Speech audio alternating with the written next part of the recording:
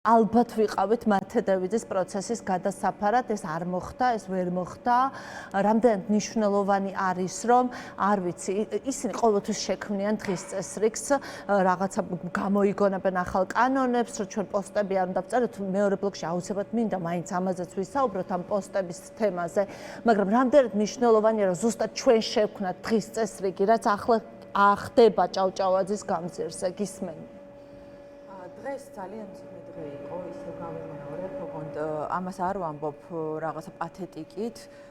მძიმე დღე იყო იმ მხრივ, რომ ჩვენ დავინახეთ საბოლოოდ უკვე განაჩენების გამოტანით, რომ დადგა რაღაცნაირი გამოცხადებული სასჯელის ქრონიკა.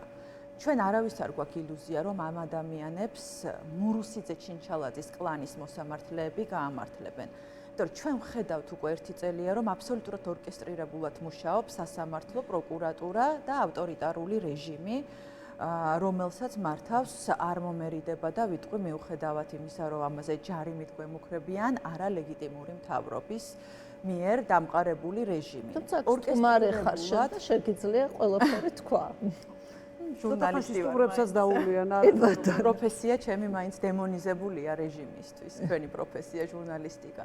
აქედან გამომდინარე, ჩვენ დავინახეთ, რომ გახსნეს სეზონის სასჯელის და გახსნეს მართლაც ამ ბიჭით, რომელიც რაღაცნაირად იცით პარალელს ვავლებ ხოლმე, რომ ვუყურებ ამ 60-მდე პოლიტპატიმარს, მახსენდება მერაბ კოსტავა, რომელზეც საბჭოთა რეჟიმი ამბობდა, რომ ის იყო შეშლილი, ის იყო ბანდიტი და ის იყო საკულტო დისიდენტი, სინდისის პატიმრად აღიარებული Amnesty International-ის მიერ და ესენი არიან რაღაცნაირად კოლექტიური მერაბ კოსტავები, მიუხედავად იმისა, რომ ერთხელ სატელეფონო საუბარში ძალიან ესე მორიდებით მითხრა არა როგორ გეკადრებათ გიორგი ოკმელაშვილმა, რომელსაც უკვე აქვს მისჯილი 5 წელი, რომელიც ასევე სინდისის პატიმარია, რომელიც იმდენად რაღაცნაირად როგორც სხვა პოლიტპატიმრები, ისე თავმდაბლად იღებს ამ სინდისის პატიმრის წოდებას, თუმცა ისინი არიან და მე მინდა უთხრა მათ, რომ თქვენ ხართ სინდისის პატიმრები და არ გადის დღე თქვენზე ფიქრის გარეშე და მე სულ ვფიქრობ იმაზე და სამოქალაქო საზოგადოების უდიდესი ნაწილი ყოველდღე ვფიქრობთ რა გავაკეთოთ, რომ თქვენ გაგანთავისუფლოთ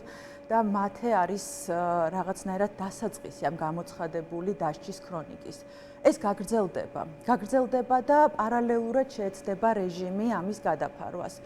ოღონდ გადაფარვას გააკეთებს რაღაცნაირად ორი გასროლით ორ კურდღელს მოინადირებს ჟურნალისტები, აქტივისტები, მათთვის ყველაზე დემონიზირებული კასტა, რომლითაც ყვებავენ თავიანთ პროპაგანდას, დასავლეთიდან დაფინანსებული კლასტერი, დასავლეთიდან დაფინანსებული ჯგუფები თვითონ იციან.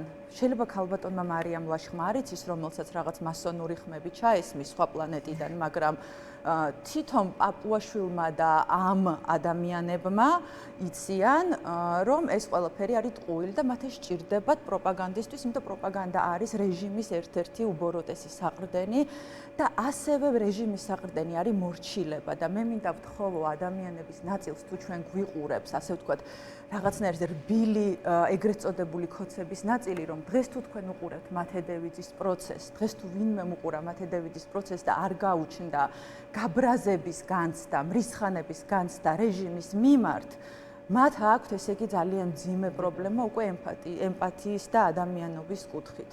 რეჟიმი გააგრძელებს დასჯას ადამიანების და სწორედ ამიტომ დღეს რასაც ვხედავთ, ეს არის პოზიტიური მოვლენა.